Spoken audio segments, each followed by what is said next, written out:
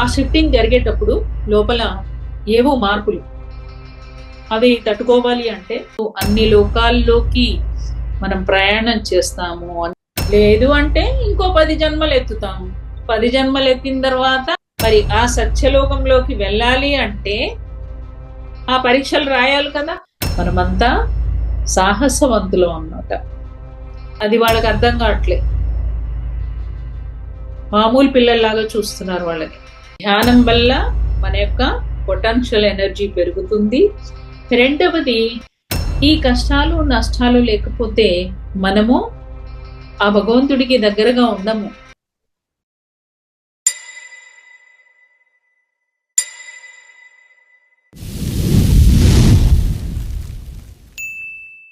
Thank you master, thank you very much.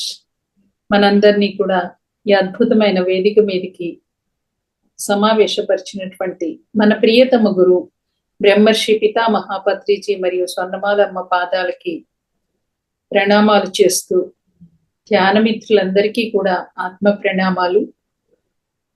Topic పేరు కష్టాలు, నష్టాలు, అవమానాలు ఆర్థిక ప్రగతికి మెట్లు.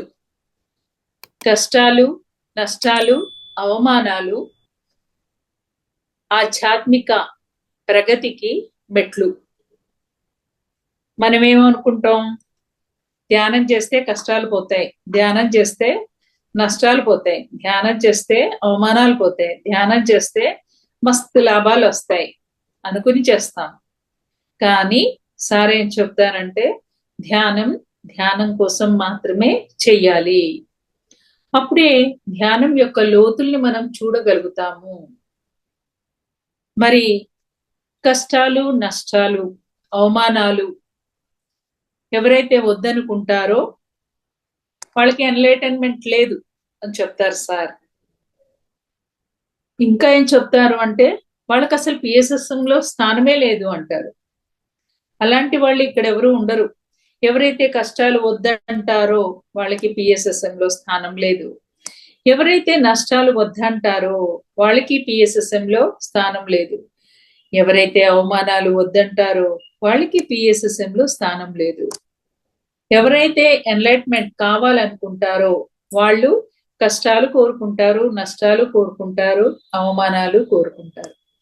ఒకానొక ప్రోగ్రామ్ లో సార్ లిటరల్ గా చెప్పిస్తారు అందరితో. అలా చెప్పిస్తూ ఉంటే భలే నవ్వొచ్చింది. మాకు కష్టాలు కావాలి చెప్పండి. ఒక్కొక్కళ్ళని అందరి చేత మూడు సార్లు చెప్తారు, చెప్పిస్తారు సార్. మాకు కష్టాలు కావాలి యాక్షన్ తో సహా. నేను ఎలా చెప్తున్నానో మీరు అలాగే చెప్పండి అంటే అందరూ పిరమిడ్ మాస్టర్స్ మాకు కష్టాలు కావాలి అని మళ్ళీ చెప్తారు. మాకు నష్టాలు కావాలి చెప్పండి అంటే మాకు నష్టాలు కావాలి అంటారు. మాకు అవమానాలు కావాలి చెప్పండి అంటారు. అంటే మాకు అవమానాలు కావాలి అని ఏం నవ్వుతారు సార్. ఏం గురువు దొరికినాడయ్యా బాబు, ఇలాగే ఉంటది మన రూటే వేరు అని చెప్తారు సార్. ఎందుకని సార్ అలా కోరుకుంటారు మరి అంటే కష్టాలు, నష్టాలు, అవమానాలే మన సిలబస్. దాంట్లోంచే మనము జ్ఞానం నేర్చుకుంటాము. ఎంత రాపిడి జరిగితే ఆ కర్బనం అనేది డైమండ్ గా మారుతుంది కదా. ఎన్ని సుత్తిపోట్లు తగిలితే ఆ శిల శిల్పంగా మారుతుంది. అమ్మో నాకొద్దు ఈ దెబ్బలు అని అంటుందా శిల? అనదు. చక్కగా తాను ఒక శిల్పంగా మారబోతున్నానని సంతోషంగా అలా ఉంటుంది కదా.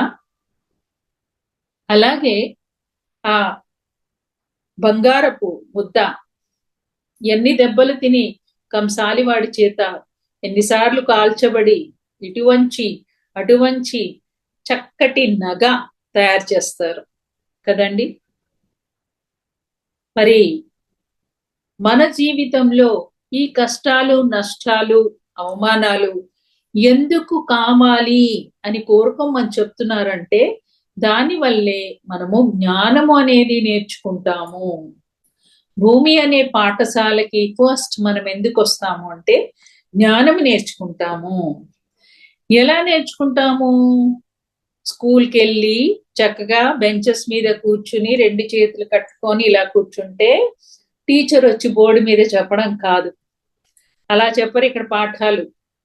మరి ఎలా చెప్తారు పాఠాలు అంటే మానవమానాలు, కష్టాలు, నష్టాలు, ఇన్ని రకాలుగా మన యొక్క సిలబస్ ఉంటుంది.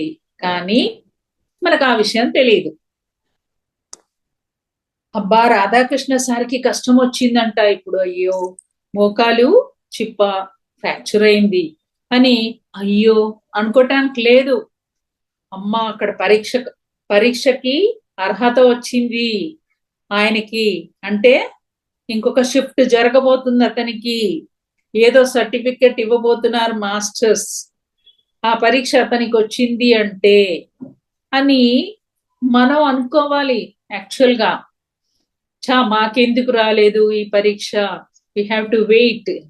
మనం ఏమనుకుంటాం, అమ్మయ్యా నేనైతే హాయిగా ఉన్నాను, నేను ఆనందంగా ఉన్నాను, నాకే నొప్పి లేదు, ఏ గాయము లేదు, పాపం రాధాకృష్ణ సార్ అనగానే నాకు ఒక స్టోరీ గుర్తొచ్చింది. అదేమంటే ఒక ఊర్లో ఒక రైతు ఉంటాడు. ఆ రైతు మన పిరమిడ్ మాస్టర్ లాంటి వాడు అనమాట. ఒకసారి ఏమైతుందంటే ఆ ఊర్లో అతను అందరూ ఒకలాగుంటే ఇతను ఒక యోగీశ్వరుడిలాగా ఉంటాడు. నిజంగా అతడు యోగీశ్వరుడే. కానీ ఏ కాషాయ వస్త్రాలు ధరించడు, తాను ఏ జపమాలలు ధరించడు. మరి అతను ఎలా ఉంటాడో చూడండి. ఎన్ని కష్టాలు, ఎన్ని అవమానాలు వచ్చినా కానీ. ఒకరోజు ఏమవుతుందంటే అతని యొక్క గుర్రము పారిపోతుంది. ఒకటే ఒక గుర్రం ఉన్న ఒక్కగానొక్క గుర్రం కాస్త అడవిలోకి పారిపోతుంది. అతని యొక్క జీవనోపాధి ఎలా? టాంగా నడుపుకుంటూ బ్రతుకుతూ ఉంటాడు అతను. ఊర్లో వాళ్ళందరూ వస్తారు. లోపల సంతోషమే అందరికీ, మంచిగా అయింది వీడి గుర్రము పోయింది అని. పైకి మాత్రం నటిస్తూ చెప్తారు, నీకు ఎన్ని కష్టాలు వచ్చాయి, ఉన్న ఒక్క గుర్రం పోయింది, నీకు ఇప్పుడు జీవనోపాధి ఎట్లా, అయ్యయ్యో ఎంత దురదృష్టం అని అంటారు. ఇతను తొనకడు వెనకడు, మామూలుగా వచ్చిన వాళ్ళందరికీ టీలు కాఫీలు అన్ని ఇస్తాడు. పైపెచ్చు మామూలుగానే ఉంటాడు. అది కష్టమో, అది దురదృష్టమో అదృష్టమో నాకు తెలియదు, పోవాల్సిన టైం వచ్చింది వెళ్ళిపోయింది అని అంటాడు. కానీ కించిత్ కూడా బాధపడడు. నీ కష్టం వచ్చిందయ్యా అంటే, ఆహా అవునా అట్లానా అని అంటాడు. అరే వీళ్ళేమో ఇతను బాధపడుతుంటే చూసి సంబరపడిపోదాము, ఏదో ఇంకా 4 మాటలు ఓదారుస్తున్నట్లు యాక్టింగ్ చేసి వెళ్దామని అనుకుంటారు. ఎందుకంటే ఇతను ఎప్పుడు చూసినా ఒకే రకంగా ఉంటాడు, సంతోషంగా ఆనందంగా. వాళ్ళు వెళ్ళిపోతారు. వెళ్ళిపోయిన తర్వాత వాళ్ళు అనుకుంటూ పోతుంటారు, ఈ వెధవకి కొంచెం కూడా బాధలేదు, మనమే వచ్చాము అనవసరంగా ఎన్ని మాటలు మాట్లాడాము అని అనుకుంటారు.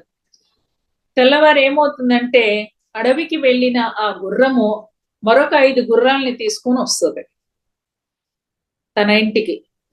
అప్పుడు ఊర్లో వాళ్ళంతా మళ్ళీ వస్తారు. వచ్చి వా వా వా వా ఏం అదృష్టం నిజంగా, బా ఒక్క గుర్రం పోయి 5 గుర్రాలు తీసుకొచ్చింది, ఎన్ని టాంగాలు నడుపుకోవచ్చు నువ్వు, ఎంత సంపాదించవచ్చు అని చెప్పి, ఏం అదృష్టం నీది అసలు కష్టమే కాదు అది అని అంటారు. అంటే ఏమో అది కష్టమో నష్టమో నాకు తెలియదు, అది అదృష్టమో దురదృష్టమో కూడా నాకు తెలియదు. నిన్న ఒకటి ఉంది, మొన్న ఒక గుర్రం ఉంది, నిన్న అసలు లేదు, ఇవాళ 5 గుర్రాలు అయినాయి, 5 గుర్రాలు ప్లస్ 6 గుర్రాలు, ఎప్పుడు ఏమవునో మనకు తెలియదు కదా అంటాడు. వీడికి ఇంకెప్పుడు బుద్ధి రాదు, మనం చెప్పేది ఎప్పుడు ఒప్పుకోవడం, అవును నేను అదృష్టవంతుని అనొచ్చు కదా అని అనుకుని వాళ్ళు మళ్ళీ వెళ్ళిపోతారు. వెళ్ళిపోయినాక ఈ వీళ్ళ బాబు ఏం చేస్తాడు, ఆ గుర్రం ఎక్కి సవారీ చేయబోతాడు, కింద పడి కాలు ఇరిగిపోతుంది. మళ్ళీ ఊళ్ళో వాళ్ళందరూ వస్తారు, అయ్యయ్యో నువ్వెంత దురదృష్టవంతుడివి, ఉన్న చోట ఉండకుండా ఆ గుర్రం కాస్త 5 గుర్రాలని తీసుకొచ్చే వాటిని చూసి సంబరాన ఈయన సవారీకని ఎక్కరాకపోయినా ఎక్కి కాలు కొట్టుకొని కూర్చునే అంత పెద్ద కొడుకు మూలం కూర్చుంటే కన్న తండ్రికి ఎంత కష్టం, ఎంత నష్టం, ఎంత దురదృష్టం. అంటే ఏమో అది నష్టమో కష్టమో దురదృష్టమో నాకు తెలియదు అంటాడు. అరే ఏమున్నాడు అసలు ఇతను అని చెప్పి మళ్ళీ అనుకుని మంచిగా అయింది అని లోపల సంబరపడుతూ వెళ్ళిపోతారు. మరుసటి రోజే రాజు ఒక దండోరా వేపిస్తారు. ఏమనంటే పక్క ఊరు రాజ్యంతో యుద్ధం జరగనుంది, మన సైన్యం చూడపోతే తక్కువగా ఉన్నారు, వాళ్ళ సైన్యం చూడపోతే ఎక్కువగా ఉన్నారు, కాబట్టి అందరి కొడుకులందరినీ కూడా యుద్ధానికి పంపించమని సైనికులందరూ కూడా యువకులైనటువంటి ఆ కొడుకులందరినీ కూడా తీసుకెళ్లిపోతున్నారు ఇంటికి వచ్చి. అయితే ఆ సైనికులు ఇతని ఇంటిని వదిలేస్తారు. ఎందుకని? ఇతని కొడుక్కి కాలు ఇరిగిపోయింది, యుద్ధానికి పనికిరాడు. వీళ్ళందరు కొడుకులు వెళ్ళిపోతారు. ఆ ప్రజలందరూ మళ్ళీ వస్తారు. ఊర్లో వాళ్ళంతా వచ్చి ఈ రైతుని అంటారనమాట, నువ్వెంత అదృష్టవంతుడివి చూసావా, నీ బాబు కాలు ఇరిగి నయమైపోయింది, మా పిల్లలు ఉన్నారు, వాళ్ళంతా ఇప్పుడు యుద్ధానికి వెళ్ళాలి, వాళ్ళంతా బతికి బట్ట కడతారో లేదో, మళ్ళీ వస్తారో రారో, మా పిల్లల్ని మేము చూస్తామో చూడమో, మేమెంత దురదృష్టవంతులం, మాకెన్ని కష్టాలు వచ్చాయి చూడండి అని ఏడుస్తా ఉంటారు. అయితే ఏమో దురదృష్టమో అదృష్టమో నాకు తెలియదని మళ్ళీ అంటాడు. వాళ్ళకి కొంత డౌట్ అనిపిస్తుంది, నిజంగా ఇతనిలాగా ఉండాలేమో మనం, కష్టం వచ్చినా నష్టం వచ్చినా తొనకట్లేదు వెనకట్లేదు, మామూలుగానే ఉన్నాడు అలాగే అని వాళ్ళు ఆలోచించటం మొదలు పెడతారనమాట. సో అట్లా పిరమిడ్ మాస్టర్స్ ఎలాంటి వాళ్ళయ్యా అంటే ఎన్నో కష్టాలు, ఎన్నో నష్టాలు, ఎన్నో అవమానాల్ని పొంది ఉన్నవాళ్ళు. మరి రామాయణంలోకి ఒకసారి తొంగి చూస్తే తెల్లవారితే పట్టాభిషిక్తుడు కావలసిన శ్రీరామచంద్రమూర్తిని తండ్రి దశరథుడు వనవాసానికి వెళ్ళిపో అంటాడు. 14 సంవత్సరాలు. ఎంత అవమానం అండి. ఊరంతా పండగ చేసుకుంటున్న వేళ మా శ్రీరామచంద్రుడు మహారాజు కాబోతున్నాడని ప్రజలందరూ సంబరంతో మరి ఊరంతా కూడా చక్కగా దివ్యంగా అలంకరిస్తారు. అలాంటి సమయంలో మరి కైకేయ గుర్తు చేస్తుంది దశరథుడికి తన యొక్క వరాలు ఇస్తానన్నారు కదా, నా కొడుకుని మహారాజు చెయ్యండి, ఇతన్ని వనవాసం పంపించండి అని. ఎంత దుఃఖపూరితమైనటువంటి బాధతో అతడు మరి శ్రీరామచంద్రుడికి చెప్పగానే వెంటనే శ్రీరామచంద్రుడు ఓకే అని చెప్పేస్తాడు. అతనేమి అవమానంగా భావించలేదు.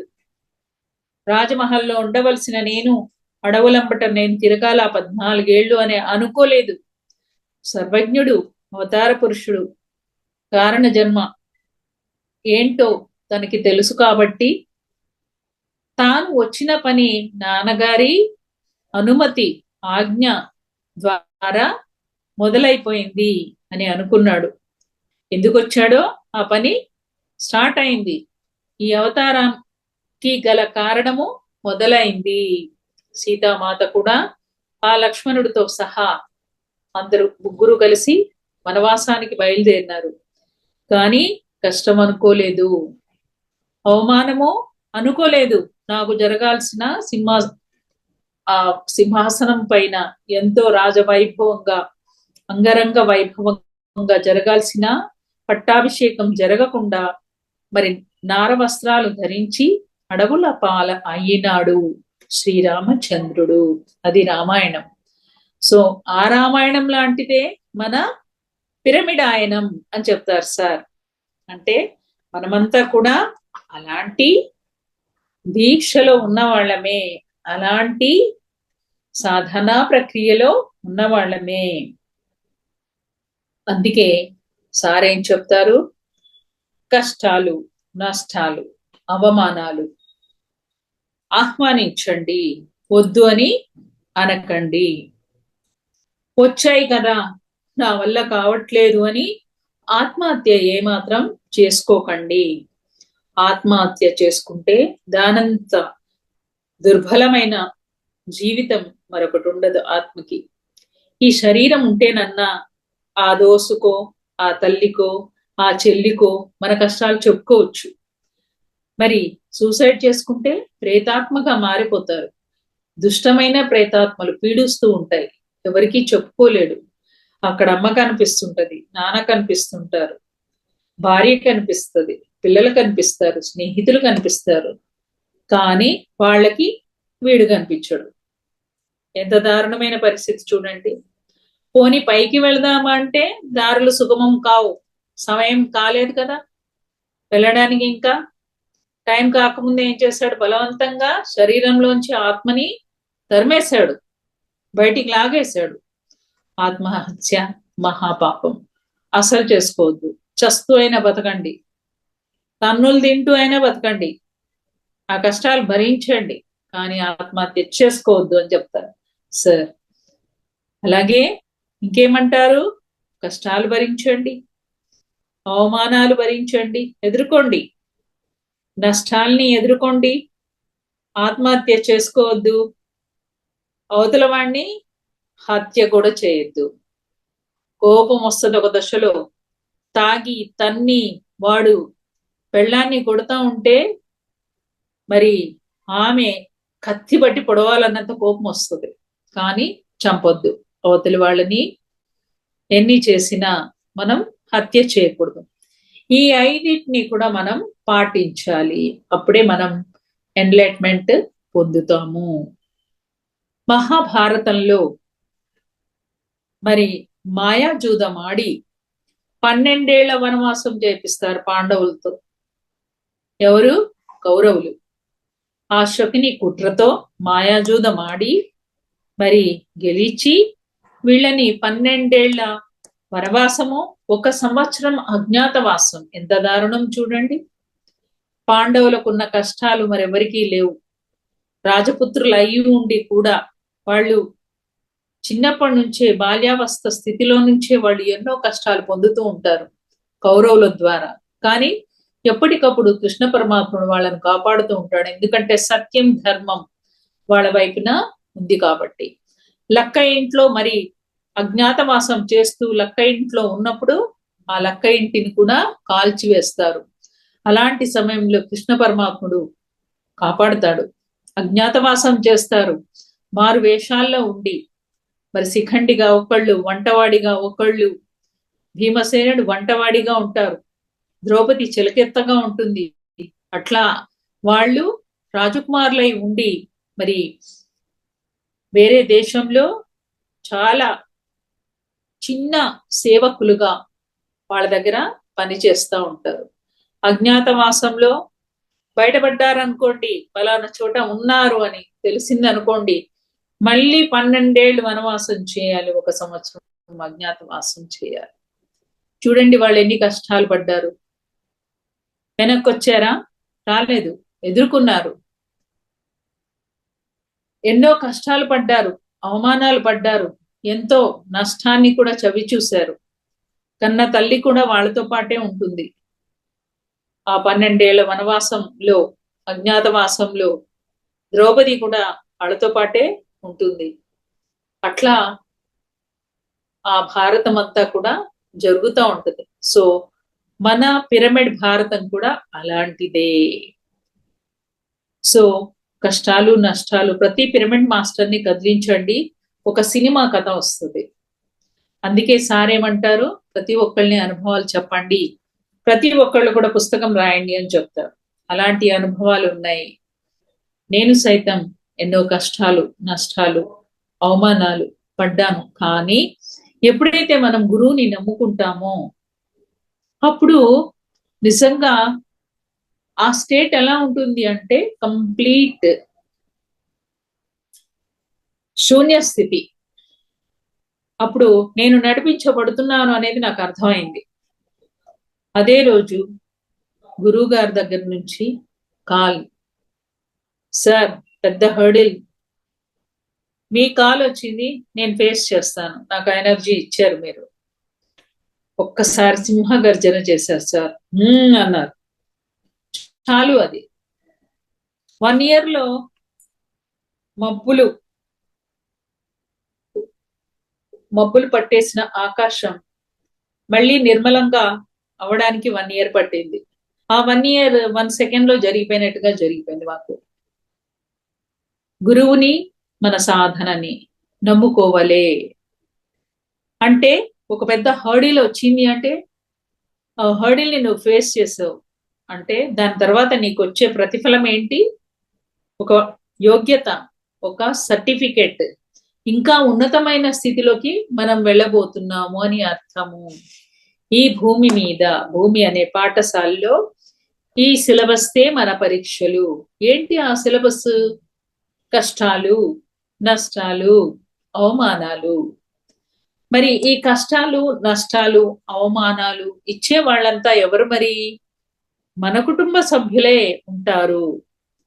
భర్త ఉండవచ్చు, భార్యగా ఉండవచ్చు ఆ పాత్ర. పిల్లలే కొన్నిసార్లు ప్రాబ్లమాటిక్ గా ఉంటారు తల్లి తండ్రికి. కొన్నిసార్లు తల్లి తండ్రి పిల్లలకి ప్రాబ్లమాటిక్ గా ఉంటారు. మొత్తానికి ప్రతి ఒక్కళ్ళు కూడా ఏదో ఒక రకంగా ఆ కష్టము, ఆ నష్టము, ఏది వచ్చినా ఇది కష్టమో కాదు, ఆ కష్టాల్ని ఎదుర్కోవడంలోనే ఉండాలి. చిన్నప్పటి నుంచి నేను ఎన్నో హర్డిల్స్ ని ఫేస్ చేశా, కానీ ఆ కష్టాల్ని నేను ఎప్పుడు కష్టాలు అనుకోలేదు.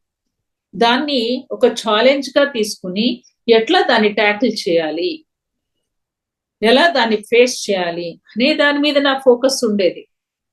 అయ్యో నేను ఒంటరి దాన్ని, నాది ఒంటరి ప్రయాణం, నేను ఒక్కదానే దీన్ని ఫేస్ చేస్తున్నాను, నేను స్త్రీని, ఇలాంటి ఆలోచనలు నాకు ఎప్పుడు రాలేదన్నమాట. అవతల వాళ్ళు చెప్తే గానీ నాకు అర్థం కాలేదు. నువ్వు ఒక్కదాన్ని డాక్టర్ చేసావు, ఒక స్త్రీమూర్తివై ఉండి నువ్వు ఎలా చేసావు ఇది అని అనేంత వరకు కూడా అవునా, నేను ఒకదానే చేశానా, ఓ నేను స్త్రీనా, ఆ విషయాలు అప్పటి వరకు నాకు గుర్తొచ్చేవి కాదు. ఒకసారి ప్రేమ్నాథ్ సార్ కూడా అన్నారు, సేత్ వర్క్ షాప్ జరిగేటప్పుడు పిరమిడ్ మాస్టర్ ఎలా ఉండాలంటే నేను స్త్రీని, నేను పురుషుణ్ణి అన్నట్లుగా ఉండకూడదు, ఆత్మస్థితిలో ఉండాలి. అరుణజ్యోతి మేడం అట్లా ఉంటారు అని. అప్పటి వరకు నాకు తెలియదు నేను ఉన్నాను అని. ఓహో నేను అలా ఉంటున్నానా అని ఇక్కడ క్లాస్ జరిగినప్పుడు సార్ చెప్పడం జరిగింది. అప్పుడు నేను నన్ను నేను చెక్ చేసుకుంటున్నాను నేను ఎట్లా ఉన్నాను అనేది. అంటే ఇది గొప్ప కోసం చెప్పడం కాదు, ఆధ్యాత్మిక రంగం ఎలాంటిదంటే ఎప్పుడైనా పరమపద సోపానంలో పాము మింగ వేయవచ్చండి.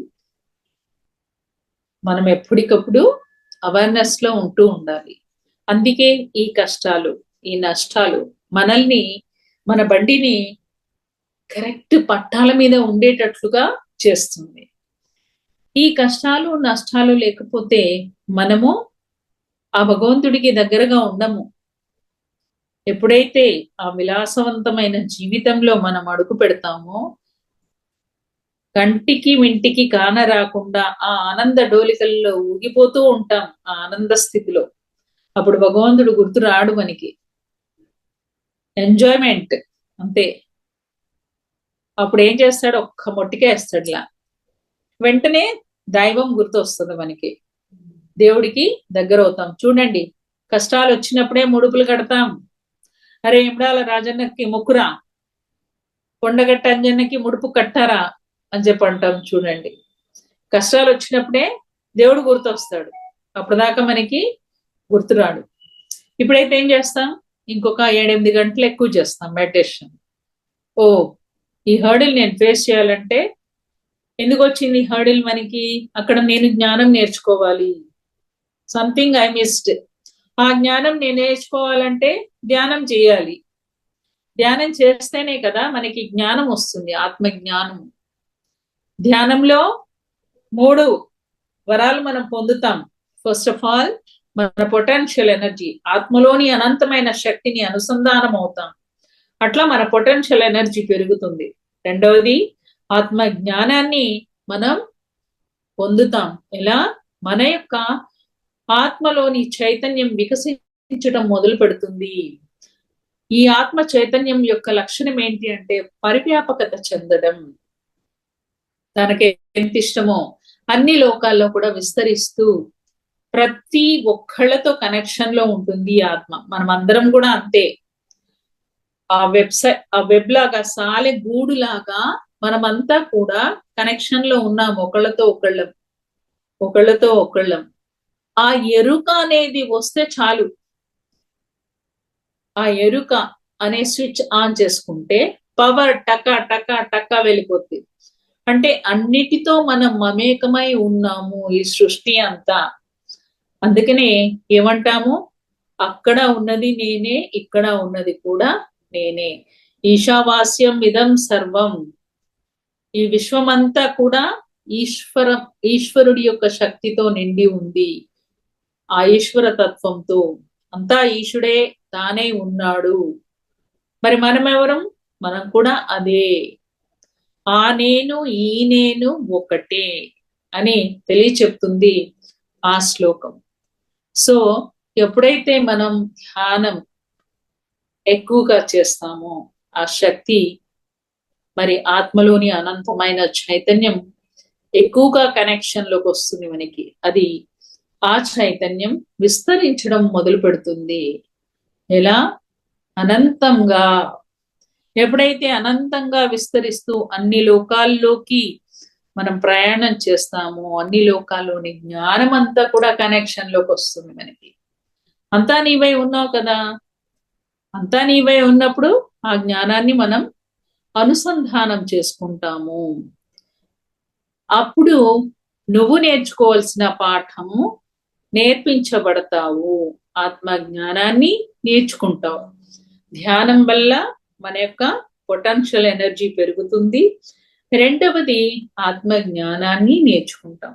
ఎప్పుడైతే జ్ఞానం నేర్చుకుంటామో ఆ జ్ఞానము నేర్చుకున్నప్పుడు దానికి సంబంధించిన కర్మ మన నుంచి విడుదలైపోతుంది. అందుకేమన్నారు, ధ్యానం వల్ల జ్ఞానము, జ్ఞానం వల్ల ముక్తి. జ్ఞానాగ్ని దగ్ధ కర్మాణం. ఊరికి అనలేదు కదా, భగవద్గీతలో కృష్ణ పరమాత్ముడు కూడా చెప్పి ఉన్నాడు. జ్ఞానాగ్ని కర్మ దగ్ధానం. జ్ఞానం అనే అగ్నిలో నీ కర్మలు ఎలా దగ్ధమవుతాయి అంటే నువ్వు నేర్చుకోవలసిన పాఠాలు ఆ ధ్యానంలో నువ్వు ఎప్పుడైతే నేర్చుకుంటావో అప్పుడు ఈ కర్మలన్నీ కూడా నెమ్మదిగా నీ నుంచి వెళ్ళిపోతాయి. సో అందుకే కష్టాలు రావాలి. కష్టాలు వస్తేనే ఆ బాధకి ఏం చేస్తాం, మనం రిమెడీ వెతుకుతూ ఉంటాం. ఇదివరకైతే ఎంకన్నకి ముడుపులు కట్టాం, తలనీలాలు ఇస్తా అని. నేను 2 సార్లు ఇచ్చాను, 4 సార్లు పోవాలని. పోలేదు. ఇప్పుడు తెలిసిపోయింది, ఎంకన్న వేలు పెట్టడు, యమడాల రాజన్న వేలు పెట్టడు, కొండగట్ట అంజన్న సంతోష్ మాత వ్రతాలు ఆహా, అపో దీపో భవ అని తెలిసిపోయింది. ఎవరి కర్మలు వాళ్ళే దగ్ధం చేసుకోవాలి. ఎవరి ఆత్మజ్యోతిని వారే వెలిగించుకోవాలి. లేదు అంటే ఇంకో 10 జన్మలు ఎత్తుతాము. 10 జన్మలు ఎత్తిన తర్వాత అప్పుడు చేస్తాము అపోదీపో భవ. ఇప్పుడు చేయకపోవచ్చు. ప్రతి ఆత్మ భూమండలం మీద జన్మ తీసుకున్న ప్రతి ఆత్మ చివరిగా చెయ్యవలసింది ఏందయ్యా అంటే ధ్యానమే శరణ్యం. చివరి మెట్టు అదే. ధ్యానం చేస్తేనే నేను పరమాత్ముణ్ణి అనేది తెలుసుకుంటాం. Already we are all gods. Sir ఏమంటారు, my dear friends, my dear masters and my dear gods అన్నారు. అంటే మై డియర్ ఫ్రెండ్స్, మనతో మనం మిత్రత్వం చేసుకుంటూ, మై డియర్ మాస్టర్స్, మనలోని స్వామి తత్వాన్ని పెంచుకుంటూ, అంటే అజ్ఞానం మీద స్వామి తత్వం, ఇంకెవరి మీదో కాదు. నువ్వు మాస్టరీ చేయాల్సింది నీ అజ్ఞానం మీదే. మాస్టరీ ఆ స్వామి తత్వాన్ని పెంచుకుంటూ నేను పరమాత్ముణ్ణి అనే సత్యాన్ని మనం తెలుసుకోవాలి. ప్రతి ఒక్కళ్ళు ఎప్పుడు తెలుసుకుంటాము, మనం మన లోపలికి మనం ప్రయాణం చేసినప్పుడు. మన లోపలికి మనం ప్రయాణం చేసే సాధనా ప్రక్రియ ఎలా మొదలవుతుంది అంటే శుద్ధీకరణ ద్వారా. ఫస్ట్ జరిగేది ఏంటి? శుద్ధి. గత జన్మల్లో మనం చేసుకున్న మరి పాప పుణ్య రెండు కర్మలు కూడా శుద్ధి కావాలి. పాపకర్మలు ఇనుప సంకెళ్ళు, మరి పుణ్యకర్మలు బంగారు సంకెళ్ళు. ఈ రెండు సంకెళ్ళు కూడా జీరో అవ్వాలా, రెండు అకౌంట్స్. ఏ బ్యాంక్ బ్యాలెన్స్ ఉండకూడదు. పుణ్యకర్మలు ఉన్నాయి అంటే మళ్ళీ మీరు జన్మెత్తాలి, గొప్ప జన్మలు. పెద్ద శ్రీమంతుడుగా, ఏ బిర్లా టాటా వాడుగానో వస్తారు, అందంగా ఉంటారు, అందరినీ ప్రేమించేవాడుగా ఉంటారు. ఇలా ఆ పుణ్యము వల్ల కూడా మనము దాన్ని కూడా భోగించడానికి వస్తాము. కావున పుణ్యము పాపము రెండు కర్మల్ని కూడా మనం జీరో చేసుకోవాలి. జీరో చేసుకోవాలి అంటే ఆ జ్ఞానాన్ని మనం పొందాలి కదా. పొందాలి అంటే మనకు కావాల్సింది ఏంటి? కష్టాలు, నష్టాలు, అవమానాలు, వీటన్నిటికీ కూడా ఎస్ చెప్పండి అని చెప్తారు సార్. కష్టాలు ఎస్, అవమానాలు ఎస్, నష్టము yes, suicide no, murder no. ఈ ఐదింటిని బాగా గుర్తు పెట్టుకోండి అని చెప్తారు. ఇక్కడ శ్రీకృష్ణ పరమాత్ముడు ఏం చెప్తాడు అంటే, ఆ బ్రహ్మ భువనాల్లోక పునరావర్తి నోర్జున మాముపేత్యతు కౌంతేయ పునరన్మన విద్యతే. ఏమంటాడు అంటే, భూలోకం నుండి భువర్లోకం, సువర్లోకం, జనాలోకం, మహాలోకం, తపోలోకం వరకు వచ్చినా నువ్వు మళ్ళీ మళ్ళీ పుట్టాల్సిందే. అందుకని నువ్వు నేనున్న లోకంలోకి వచ్చేంతగా సాధన చేయి. ఆయన ఉన్నది ఎక్కడ? సత్యలోకము, తపోలోకం. బ్రహ్మ ఉన్నటువంటి తపోలోకం వరకు వచ్చినా మళ్ళీ భూమండలం మీదకి వెళ్లాల్సిందేనంట.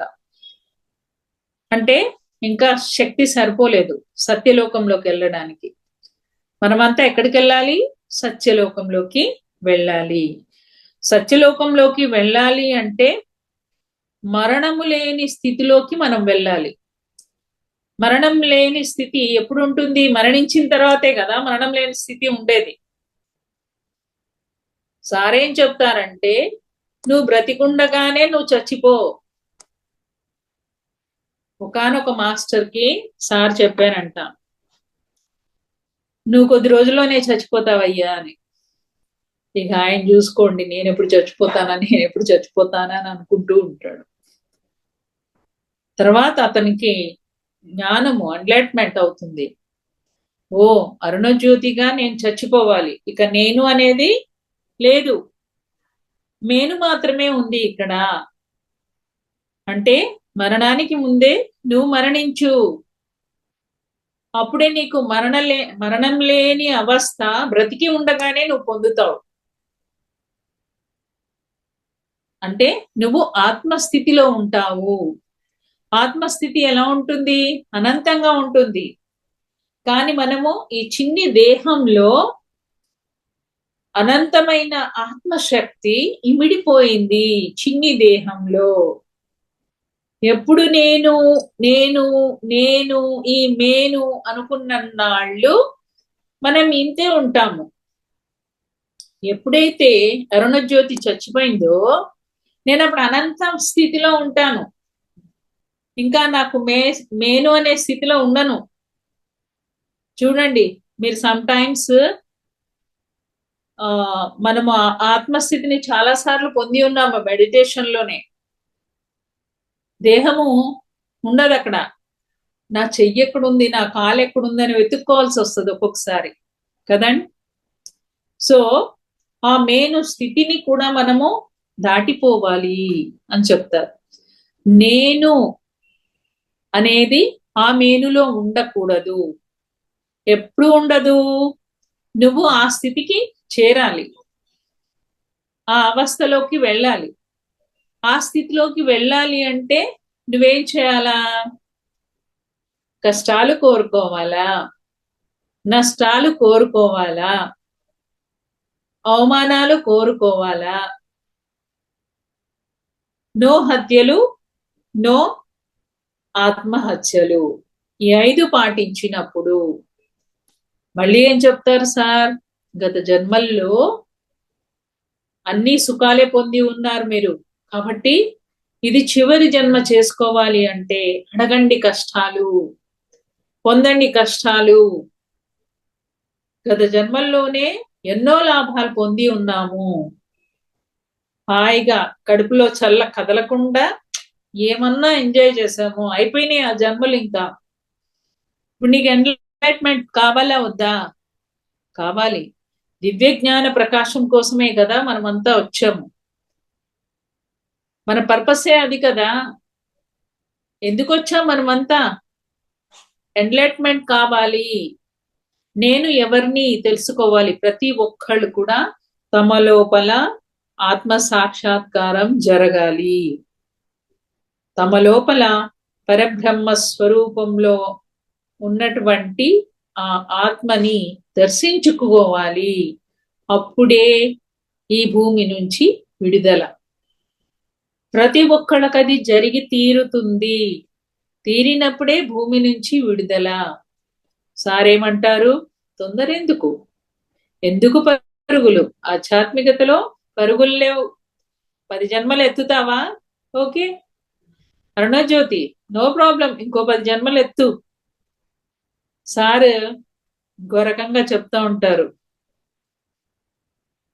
ఈ అద్భుతమైన అవకాశాన్ని మనం తెలుసుకొని, మరి అంతటి గురువు చేయుతను అందిస్తుంటే కూడా మనం అందుకోలేకపోతున్నాం. ఈ శరీరము పోతే మళ్ళీ శరీరం రావాలంటే కొన్ని యుగాలు పడతాయంట.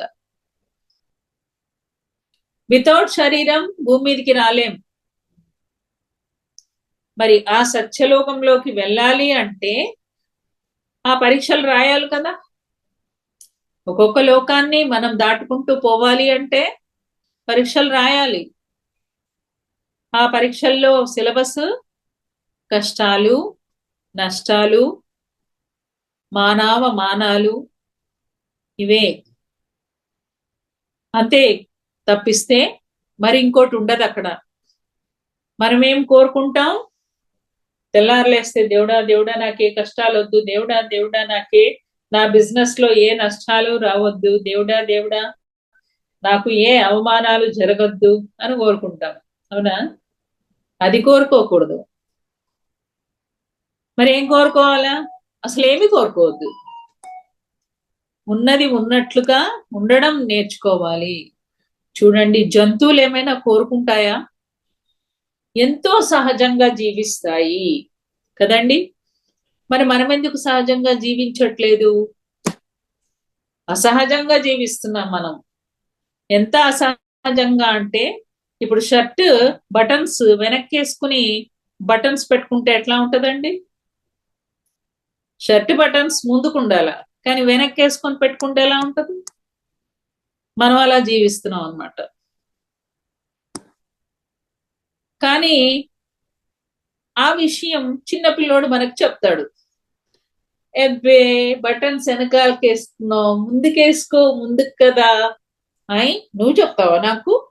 నేను ఇట్లానే పోతాను, నువ్వు చెప్పింది నేనెందుకు వినాలి? పిల్లల దగ్గర నేర్చుకోమంట మనం. కానీ మనం పిల్లల దగ్గర నేర్చుకోవాలి. పిల్లలు దైవంతో సమానం. పిల్లలు నేర్చుకోరు, వాళ్ళు మనకు నేర్పిస్తారు. అందుకు మనం సిద్ధంగా ఉండాలి. మనం భూమి మీదకి వచ్చిందే నేర్చుకోవడం కోసం. ఏంటి? నువ్వు భార్య స్థానంలో ఉండు. నీకు అవసరం లేదు. మా జీవితాల్లో నువ్వెందుకు వేలు పెడుతున్నావు? ఇది మా చెల్లెల వ్యవహారం, మా ఇంటి వ్యవహారం, మా అమ్మకు సంబంధించి, మా నాన్నగారికి సంబంధించి, మా ఆస్తికి సంబంధించి. నువ్వు నడుమ వచ్చావు, దూరంగా ఉండు, నీకు అవసరం లేదు అని ఆమెను దూరం నెట్టేస్తారు, ఆమెను వెలివేస్తారు, ఆమెను కలుపుకోరు. ఎన్ని కష్టాలు వచ్చినా వాళ్ళే ఒకటిగా ఉంటారు ఈమెను వెలివేస్తూ. అప్పుడు ఈమెం చేయాలా?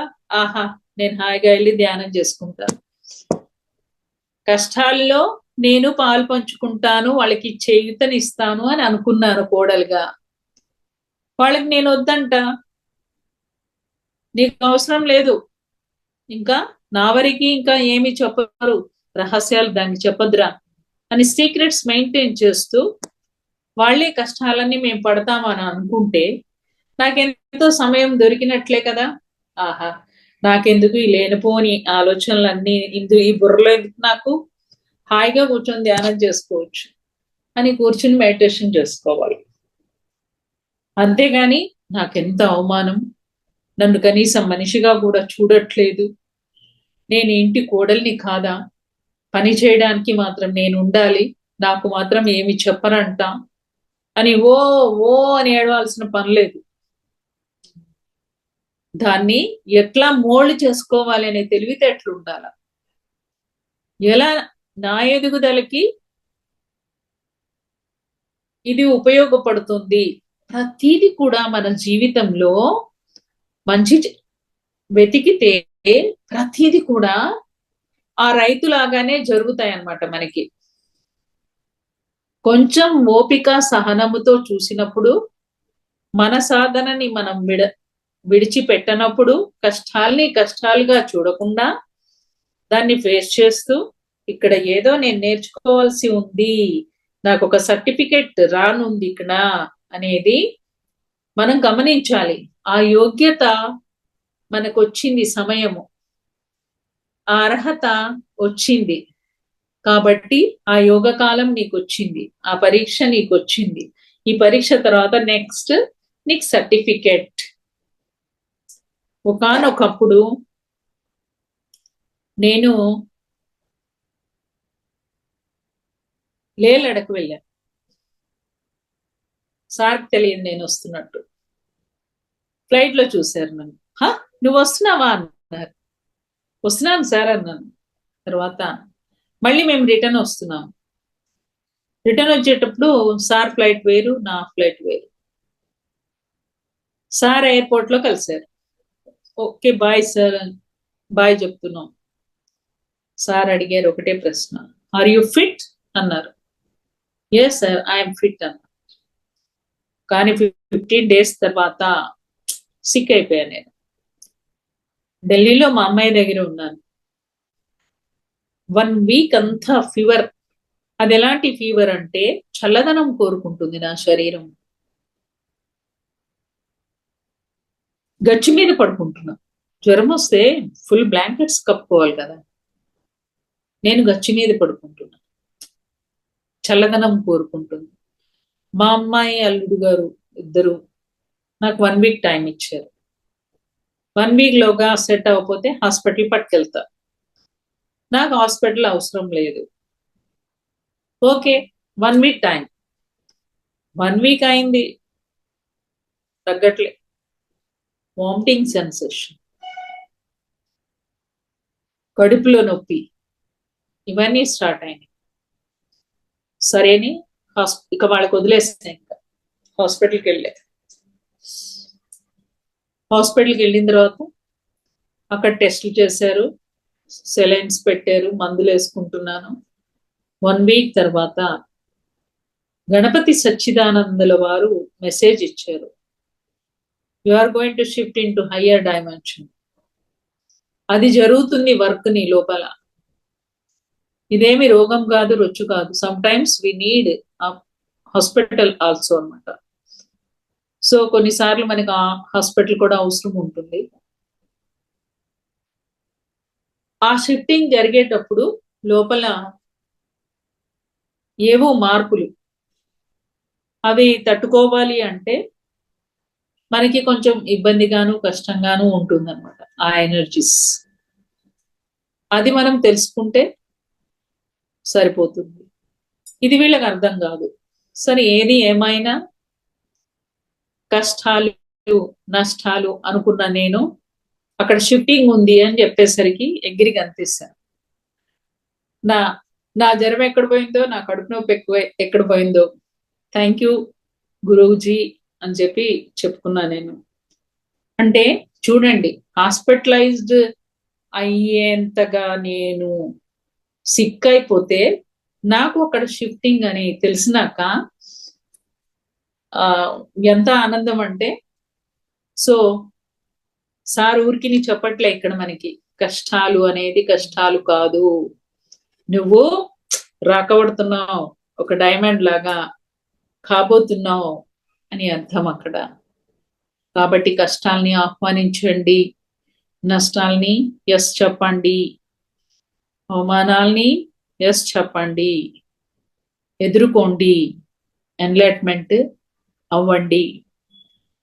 పిల్లలకి కష్టాలు రావద్దు, పిల్లలకి నష్టాలు రావద్దు అని చూస్తూ ఉంటాము. కానీ పిల్లలకి కూడా ధ్యానము, ఆత్మ జ్ఞానము, చక్కటి పుస్తకాలు, సజ్జన సాంగత్యాలు ఇవి అవసరం, ఎంతో అవసరం. వాళ్ళు నేర్చుకోవాలి కదా. నేర్చుకోవాలి అంటే అలాంటి అట్మాస్ఫియర్ మనం ఇవ్వాలి. ఎలాంటి ఫ్రెండ్స్ ని మనం ఇంటికి ఆహ్వానిస్తున్నాం, మన పిల్లలకి పరిచయం చేస్తున్నాం, మన పిల్లల్ని తీసుకుని ఎలాంటి సజ్జన సాంగత్యాలకి వెళ్తున్నాము. అమావాస్య పౌర్ణమికి మన పిల్లలకి ఆ జ్ఞానాన్ని ఇవ్వాలి కదా. ఎన్నో తరాల వాళ్ళు, ఒక యోగి ఇంట్లో ఉన్నారంటే అటేడు తరాల వాళ్ళు, ఇటేడు తరాల వాళ్ళు ముక్తి మోక్షాన్ని పొందుతారంట.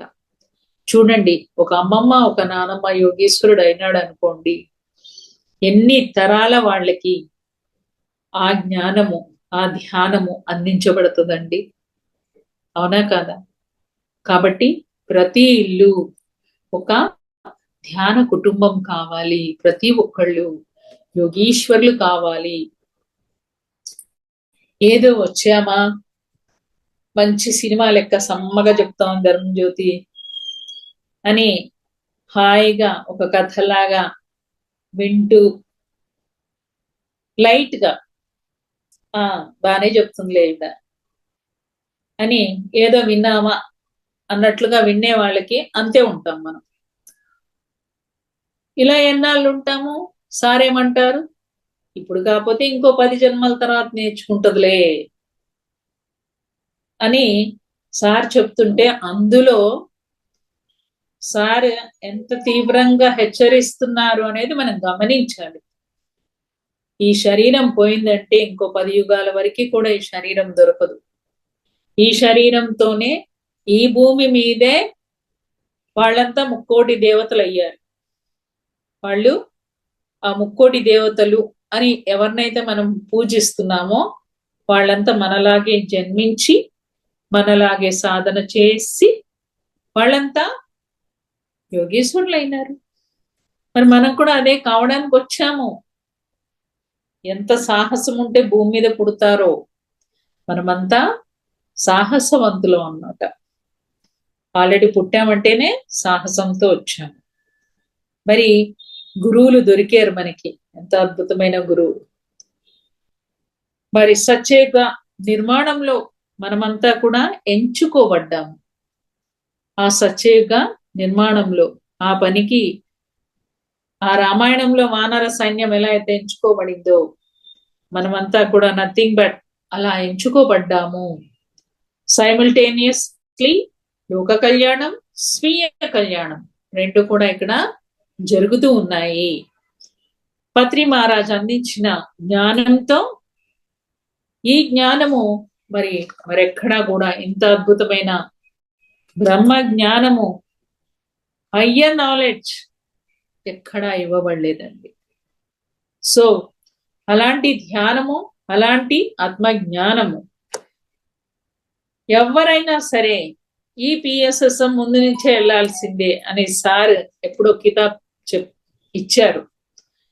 అలాంటి ధ్యానము, అలాంటి జ్ఞానము మరి ఎవరికి వాళ్ళే వాళ్ళ అంతరంగం నుంచి తెలుసుకునే అద్భుతమైన రాజయోగాన్ని సార్ మనకి ఇచ్చారు. అదే ఆనాపాన సతి ధ్యానం. ధ్యానంతో పాటు కష్టాలు, నష్టాలు, అవమానాలు ఆహ్వానించండి. వచ్చినా తల్లడిల్లకండి, వద్దు అనకండి, చూస్తూ పోండి, దాన్ని ఫేస్ చేస్తూ పోండి. ధ్యానం ధ్యానం కోసమే చేస్తూ పోండి. చక్కటి ఆత్మజ్ఞానులుగా, యోగీశ్వరులుగా అప్పుడు మనం తయారవుతాం. Okay friends, thank you very much. ఎంతో అద్భుతమైనటువంటి ఈ చిన్న టాపిక్ లో అనంతమైన జ్ఞానం ఉంది. మనం ఎంతగా రిసీవ్ చేసుకుంటే అంతగా మనం పొందవచ్చు. శ్రీకృష్ణుడు పుట్టినప్పటి నుంచే కష్టాలు, పుట్టంగానే కష్టాలు. చూడండి, తల్లి నుంచి తండ్రి నుంచి వేరు చేయబడతాడు. యమునా నది దాటవలసి వస్తుంది, ఒకటే వర్షం. యమునా నది దోవ ఇస్తుంది, ఆదిశేషుడు వచ్చి పనగబడతాడు. పుట్టినప్పుడే తల్లి తండ్రి నుంచి వేరైపోయినాడు. మరి ఊరంతా వెన్న దొంగగా పిలుస్తూ యశోదమ్మ దగ్గర కంప్లైంట్స్ కదా. మరి ఆ కంప్లైంట్స్ తో ఆ తల్లి ఎంతో బాధపడినప్పటికీ వెన్న దొంగగా ఎంతో మంది హృదయాల్లో ముద్రేసుకున్నాడు శ్రీకృష్ణుడు. అంత చిన్నప్పుడే ఆమె పేరేంటి, పూతన, అలాగే శకటాసురుడు అనే రాక్షసులని వధిస్తాడు. కంసుడు ఊరుకుంటాడా? అంత చిన్న బాలకుండే ఎక్కడున్నాడు ఈ కృష్ణుడు అని వెతుకుతూ ఉంటాడు. ఎన్ని కష్టాలు అనుభవించాడు శ్రీకృష్ణుడు కదా, ఎన్ని అవమానాలు. ఆయన ఆడుతూ పాడుతూ సాగించాడు తన యొక్క జీవితాన్ని బృందావనంలో గోపికలతో. మనం కూడా ఆడుతూ పాడుతూ ఈ జీవితాన్ని సాగించాలి. కానీ మనం ఏం చేస్తాం? కంప్లైంట్స్ చేస్తాం, పక్కోడి మీద జడ్జిమెంట్స్ చేస్తూ ఉంటాం. కష్టాలు నష్టాలు అవమానాలు పక్కన పెట్టేసి పక్క వాళ్ళని కంప్లైంట్స్, ఇద్దరు కలిసారంటే మూడో వ్యక్తి మీద మాట్లాడుకుంటాం. ఫస్ట్ మనకి ఇవి పోవాలి. Complaints, no judgements at all. ఇవేవి కూడా మనం చెయ్యొద్దు. ఎవరి మీద జడ్జిమెంట్ ఉండొద్దు. ఎందుకని? ఎవరి జీవితం వాడిది, ఎవరి సినిమా వాళ్ళది. నువ్వు అవతల వాళ్ళ జీవితంలో ఎట్లా వేలు పెడతావు చెప్పు? నీ కర్మలే నీ జీవితంలోనే ఏవెందుకు జరుగుతున్నా నీకు తెలవట్లేదు. అవతల వాళ్ళతో నీకేం పని? అవతల అమ్మాయి అవతల అబ్బాయి ఇద్దరు లేచిపోయారంట. ఇక్కడ ఈమెకి ఎంత సంబరమో, హే విన్నావా అంటూ. అయితే నీకెందుకు? ఎవరితో కర్మ ఉందో మనకేం తెలుసు? కర్మ భూమి ఇది. నీ గురించే నీకు తెలియట్లేదు. వాళ్ళ గురించి ఆలోచించేంత సమయం నీకుందా? మన గురించి బోళ్ళంతుంది. మన లోపలికి మనం వెళ్తే మనకు తెలుస్తుంది మన గురించి. మనం మన లోపలికి వెళ్ళము, బయటికే పరుగులు తీస్తుంటాం. పక్కింటి వాళ్ళు ఏం చేస్తున్నారు, ఎదురింట్లో ఏం చేస్తున్నారు, అవతల ఇంట్లో ఏం చేస్తున్నారు, వీళ్ళింటికి ఎందుకు బంధువులు వచ్చారు, వాళ్ళ ఇంట్లో ఎందుకు అరుపులు వినిపిస్తున్నాయి, ఇవన్నీ కావాలి మనకి. జడ్జిమెంట్, కంప్లైంట్స్, కంపారిజన్, కాంపిటీషన్, ఇవన్నీ మన జీవితంలో పోయి నాకు కష్టాలు కావాలి, నాకు నష్టాలు కావాలి, నాకు అవమానాలు కావాలి అని కోరుకోండి అని చెప్తున్నారు సార్. అట్లా కోరుకున్న వాళ్ళకే PSSM లో స్థానం ఉంది. అదే మన యొక్క సిలబస్ అని సార్ తెలియచేస్తున్నారు. ఎందుకంటే వాటి ద్వారా అనంతమైన జ్ఞానాన్ని మనం పొందుతాము కాబట్టి స్వయంగా మనమే ఆ జ్ఞానాన్ని పొంది యోగీశ్వరులుగా తయారవుతాము. అది అండి. బాగుందా ఈ టాపిక్? సో ఇంత చక్కటి టాపిక్ చెప్పినటువంటి బ్రహ్మర్షి పితామహ పత్రిజీకి అనంత కోటి ప్రణామాలు, ధన్యవాదాలు. మరి ఈ టాపిక్ మీ ముందర పంచుకునే భాగ్యం ఇచ్చిన మీ అందరికీ కూడా శతకోటి ప్రణామాలు, ధన్యవాదాలు. ఎక్కడ అవమానాలు లేవు. అక్కడ మనం పరీక్షించుకోవడానికి గొప్ప అవకాశం అన్నమాట. వీళ్ళు ఓకే నన్ను అవమానిస్తున్నారు అనేది అర్థమైంది. నేను ఎలా ఫీల్ అవుతున్నా, లోపల నా భావన ఎలా ఉంది, బాధపడుతున్నానా, వాళ్ళ మీద నాకు కోపం వస్తుందా, అక్కడ ఉంది నేనే కదా, ఇక్కడ ఉంది నేనే కదా, ఇంకా అవమానం ఎక్కడుంది? అవమానాలు లేవు. వాళ్ళు నన్ను కష్టపెడుతున్నారు అనుకున్నప్పుడు అక్కడ ఉంది నేనే కదా, నన్ను నేను ఎట్లా కష్టపెట్టుకుంటాను? కష్టాలు లేవు ఇంకా. ఇంకెక్కడున్నాయి కష్టాలు, అవమానాలు? ఇంకెక్కడున్నాయి? లేవు. మమాత్మ సర్వభూతాత్మ అనేది అనుభూతిలోకి వచ్చినాక, అంతా మనమై ఉన్నప్పుడు ఎవరి నుంచి అవమానాలు, ఎవరి నుంచి కష్టాలు? అంతా నీవై ఉన్నప్పుడు. రాధాకృష్ణ సార్ అంతే కదా. నువ్వు ట్రాన్స్పరెంట్ గా ఉన్నావా? లోపలోటి బయటోటి నో, యాక్టింగ్ వద్దు. త్రికరణ శుద్ధిగా ఉన్నావా? ఏదైతే ఆలోచిస్తున్నావో అదే మాట్లాడాలి, ఏదైతే మాట్లాడుతున్నావో అదే మనం చేతల్లో చూపించాలి. నీకు పక్కవాడి మీద కుళ్ళుందా? కక్కు, దాన్ని కూడా కక్కు, అది కూడా సత్యమే. ఉన్నది ఉన్నట్లుగా ఉన్నావు నువ్వు. సో పిల్లలు మైనపు ముద్దలు, వాళ్ళు పర్ఫెక్ట్ గా ఉన్నారు, వాళ్ళకి ఇంకా ఏమీ మురికి అంటలేదు. కానీ తల్లిదండ్రి సరిగా లేరు, సమాజము సరిగా లేదు. ఎక్కడికో పరుగులు తీస్తా ఉంది సమాజం. ఎందుకోసం? నువ్వు ఇంత సంపాదించి శాంతి లేదు హృదయంలో, ఆరోగ్యం లేదు, ఒక తృప్తి లేదు, అన్నిటికి మించి ఆనందం లేదు. ఆనందం లేకపోతే నిరాశ, నిస్పృహ చోటు చేసుకుంటాయి జీవితంలో. ఆనందం ఎలా వస్తుంది? నువ్వు నీతో రమించు, నువ్వు నీ లోపలికి ప్రయాణం చేయి, నీలో ఉన్న పరమాత్ముడితో కనెక్ట్ అవు. అనంతమైన ఆనందం, అసలైన ఆనందం మనం చూపించాలి యూత్ కి. ఇదిరా బాబు అసలైన ఆనందం. అక్కడికి వెళ్ళి దమ్ము కొట్టడం కాదు, ఇక్కడికి వెళ్ళి పెగ్గేసుకోవడం కాదు. ఎంతో మంది అడిక్ట్ అవుతా ఉన్నారు చెడు అలవాట్లకి, దారి తెలియక. ఎదుగుతున్న పిల్లలకి ఏదో ఆనందపు టంచుల్ని చేరాలని, చూడాలని, ఆ తీరం వెనక ఏముంది అని ఒక జిజ్ఞాస. అలాంటి వాళ్ళని ఆ టన్నల్ లోకి, అంటే ఇది వెరీ డేంజరస్ ఏజ్, టీనేజ్ నుంచి మరి ఆ 20 వరకు కూడా పిల్లల్ని జాగ్రత్తగా కాపాడుకోవాల్సిన అవసరం, బాధ్యత మనందరి మీద ఉంది. చిన్న చిన్న కిడ్స్ అందరూ కూడా ఒక బిల్డింగ్ మీదకి వెళ్ళి దూకి సూసైడ్ చేసుకుంటున్నారు కిడ్స్ అందరూ. ఎందుకు అంటే ఆ డివైన్ బేబీస్ ని అర్థం చేసుకోవట్లేదంట తల్లిదండ్రులు.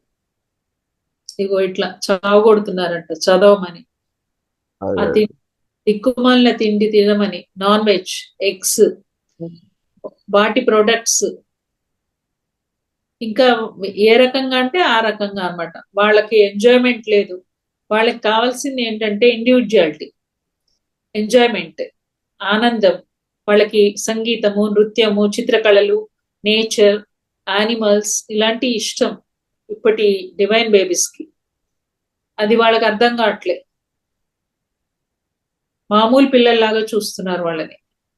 సో అందుకే ఆ బేబీస్ మేము ఉండాలనుకోవట్లేదు అని సందేశం ఇచ్చే.